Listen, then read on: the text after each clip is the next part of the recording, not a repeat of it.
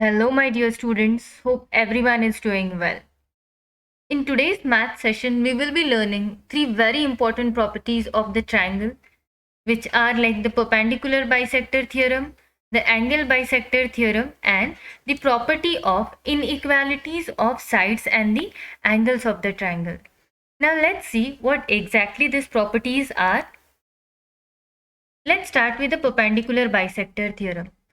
The word bisector. Now everyone knows what is bi. Bi means two. And sector means what? The line which is cutting the another line or angle into two equal parts. So that is a bisector. Now here we have got it as a perpendicular bisector. Means what? A line which will be perpendicular to the another line as well. It will be cutting it into two equal parts. Now if I talk about line L, it is perpendicular to segment AB as well. You are able to see the same marks. That is, it is also cutting the segment AB into two equal parts. So line L will be the perpendicular bisector of AB. Now let's see what is the theorem. Every point on the perpendicular bisector of a segment is equidistant from the endpoints of the segment. So what is the theorem? If you take any point on this line L, it will be at a same distance from the endpoints of the segment, that is AB. Now we have taken here for an example point P. Now this point P should be at a same distance from the endpoint A and B. Now let's see how we can prove it. Now given is what? Given is line L is perpendicular bisector of segment AB at point M. Then we have taken any point P on the perpendicular bisector. Then what we need to prove? We need to prove that this distance PA and PB is same. So that is to prove. Now construction, what we will do? We will join these points AP and PB.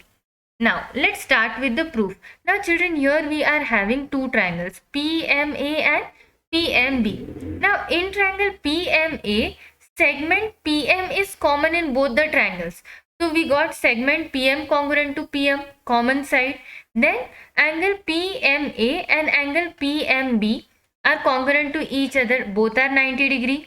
And segment AM is congruent to segment MB. Why? Because point M is a midpoint of segment AB. Why? Because line L is the perpendicular bisector.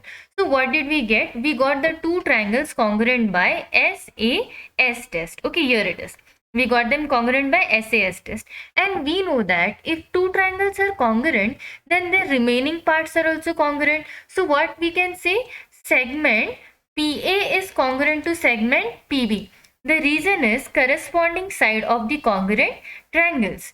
That's what we wanted to prove, that length PA is equals to length PB. That is what the point P is at the same distance from the end points A and B. That we have proved. So this was the first property. Now let's see its converse. Now what is the converse? The converse says that any point which is at the same distance from the endpoints of any segment, it will be lying on the perpendicular bisector of that segment. So this is converse. Here they have given the reverse thing. Here already they have given that point P is at the same distance. In the earlier case we proved it. Okay, so this is the converse. Now let's move towards the next property. The next property is the angle bisector property. Now let's see what it is. As the name suggests, bisector means what? The line is cutting the angle into two equal parts. If we look into figure, for angle PQR, this ray QS will be the bisector. That is, it is cutting this angle PQR into two equal parts. Now what is the theorem? If you take any point on this ray QS, that is the angle bisector, it will be at a same distance from both the arms of the angle. That is, if you take point A, it will be at the same distance from QP and QR. Suppose this is 2 centimeter, then the distance from of point A from QR, it should also be of 2 centimeter. Then next is the converse of angle bisector. So what does it says? Here it is not mentioned that QS is the angle bisector. But what did they give? They gave that point A is at the same distance from both the arms of the angle, that is QP and QR. Okay, so that is the converse. If point A is lying at a same distance from both the arms of the angle, then that means it is lying on the angle bisector. So this was the converse. Now let's move towards the very important part of the session, that is the properties of inequalities. Now, as everyone knows, a triangle has three angles and three sides. So here we will be dealing with the inequalities of the triangle sides and angles. So let's start with the first one, which is relating to the sides. So now let's see what it is. Firstly, children, here it is said that if two sides of a triangle are unequal, so that means what? Definitely that triangle cannot be a equilateral triangle. Why? Why? Because an equilateral triangle has all its sides same, but here we are having a triangle with different sides. So then what will happen? Then the angle which is opposite to the greater side will be greater, and the angle which will be greater than the angle which is opposite to the smaller side. Now let's consider, children, XZ is the biggest side. Okay, then who is the angle opposite to XZ?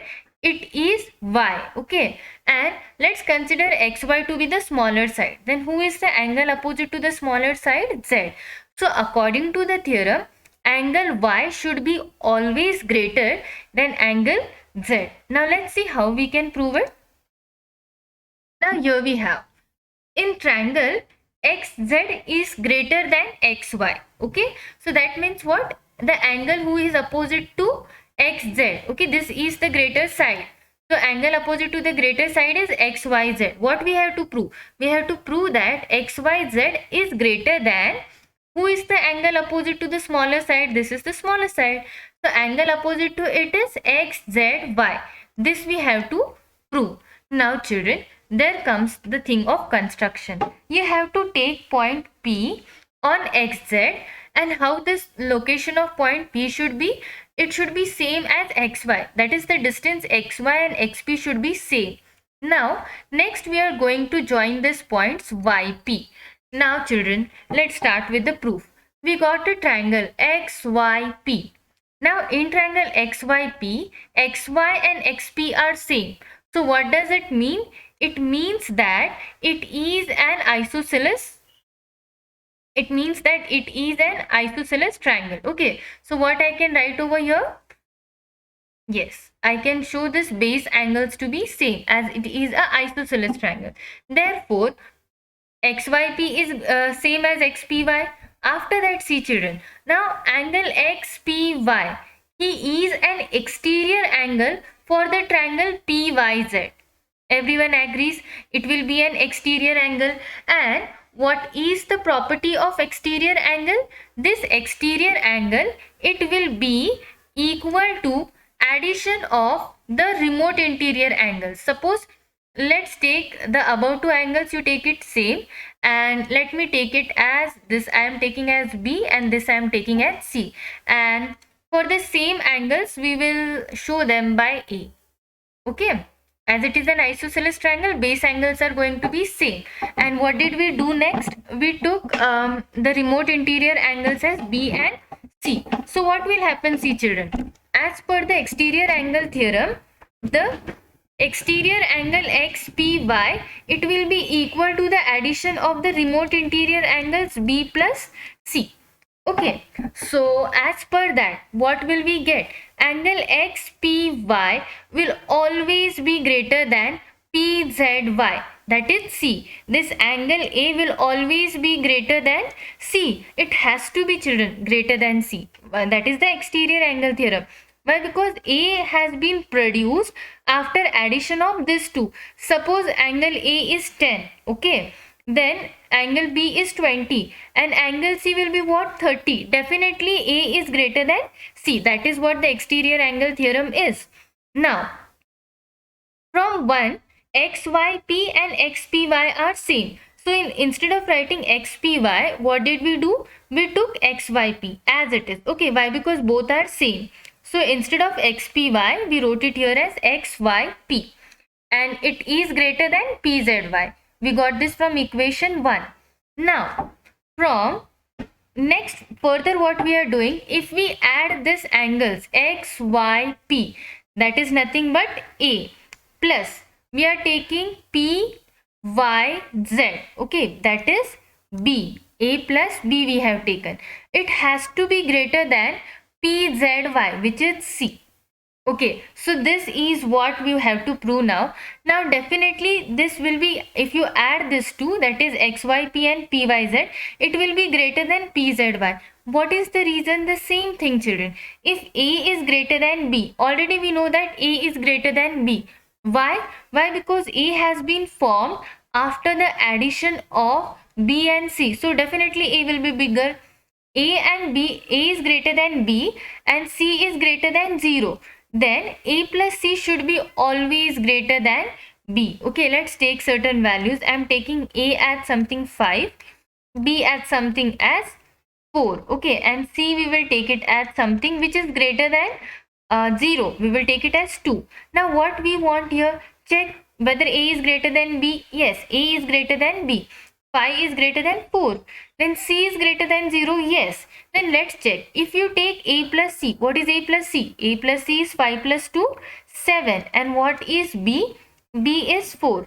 So yes, we got it correct. 7 is greater than 4. So definitely xyp plus pyz will always be greater than pzy. So, but what is xyp? Xyp plus pyz. This is nothing but the whole big angle xyz. Okay. And what is this pzy? Pzy means what? The entire angle xzy. So that is what we wanted to prove. We have easily proved it that the angle which is opposite to the greater side is always greater than the angle which is opposite to the smaller side. Now let's move towards the next property of inequality. Now next property is again, it is related to angles. The first one was relating to the sides. Now the second one is relating to the angles. Now what does it say? If two angles of a triangle are unequal, then the side opposite to the greater angle is always greater than the side which is opposite to the smaller angle. The same thing or same property which was relating to the side. Now let's prove it. Now children, here in triangle ABC, B is the greater angle and C is the smaller angle. So that we have written in given. Now what we have to prove? Now let's see who is the side opposite to the greater angle, AC. We have to prove that AC is greater than the side opposite to the smaller angle, that is AB. To prove also we wrote. Now see, regarding this AC and AB, there can be three things or three possibilities. Either this AC is going to be greater than AB, or it will be equal to AB, or the AC can be smaller than AB. Only there are three possibilities. Any one thing can happen. So here we will write, firstly they have taken less than AB, then we will take it AC equals to AB, and once we will take AC is greater than AB. Now we will solve it as an activity. Now let us assume that AC is smaller than AB. We will consider the first condition. Then if two sides of a triangle are unequal, then the angle opposite to the greater side is greater or greatest. Correct? This is the last property which we have seen. Then what should happen? Here it is taken that AB is greater. Correct? AB is considered to be the just a second.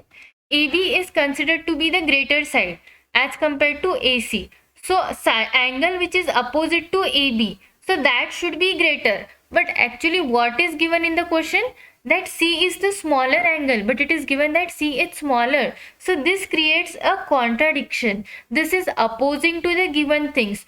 So whatever we have assumed that AC is greater than, AC is smaller than AB, that is totally wrong. So our first assumption went fail. Now let's move towards the second thing, children. Now what is the second thing? If AC is equals to AB, firstly we will show it in the figure.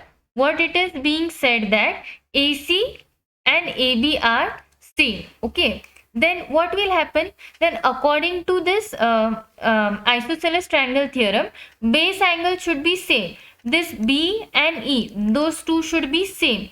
But what is given in the question? It is given that angle B is greater than angle C. So this is also creating a contradiction to the given statement. Therefore, AC is equals to AB. That is also totally wrong. So our second assumption also went fail. Now what is left? Only one possibility is left, that is AC is greater than AB. Okay. Therefore AC is greater than AB is the only remaining possibility, and it is absolutely true, and hence we have proved that the side which is opposite to the greater angle will always be greater than the side which is opposite to the smaller angle. So these two were the inequality theorems.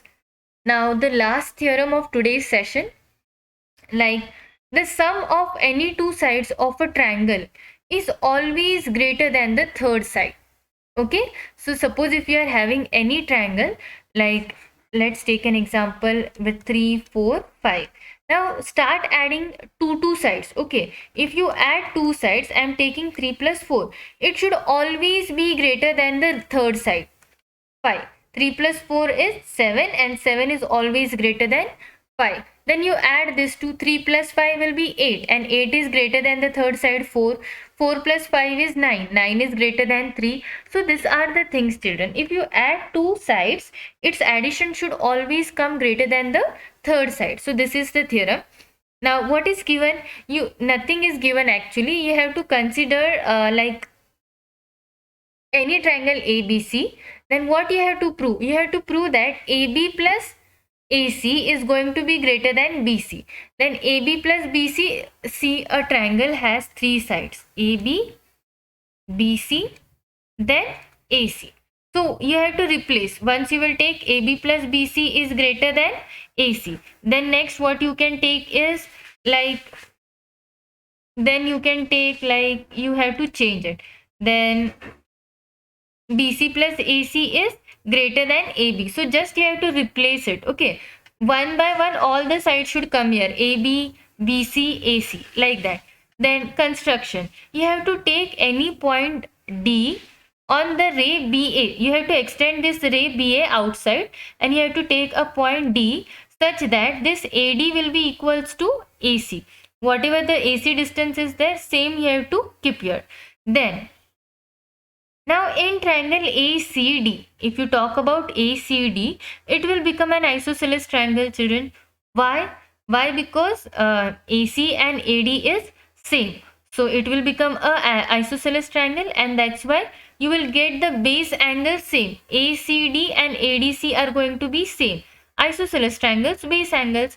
So now see, therefore angle ACD plus ACB will always be greater than angle ADC. Okay. Now, therefore, what will happen? This is the last property. Okay. Inequality of angles. Therefore, what will happen? What is this addition? Which addition, children? Angle ACD plus ACB. This will whole give you a big angle BCD. Correct? If you add these two angles, that is this whole, you are going to get the big angle BCD. So that will be always greater than the angle ADC. Okay.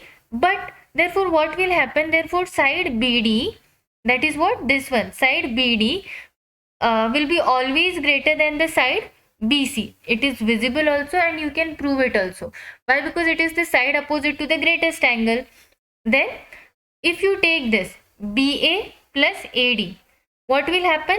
That is greater than BC. Okay. Instead of writing BD whole, what they have written? BA plus AD. So what will happen? It will be greater than BC. Then, so instead of writing AD, what we are writing? We are writing AC. Why? Because AD and AC is same. So instead of AD, AC. So what did we got? BA plus AC is greater than BC. And that is what we wanted to prove, that BA plus AC is greater than BC. Similarly, you can do the remaining things also. Similarly, you can prove the remaining two conditions also by changing the sides. So what is the important thing here to be remembered? If you take the addition of any two sides of a triangle, then that addition will always be greater than the value of the third side. So this was all for today's session, children. The properties are very important and I hope everyone has got it clearly. Children, if you have loved today's session, don't forget to like, share and subscribe your own YouTube channel, that is Your Rhythm Nexus. And if you are having any difficulty, any query, or you are having any suggestion, please feel free to drop it into the comment section. Thank you.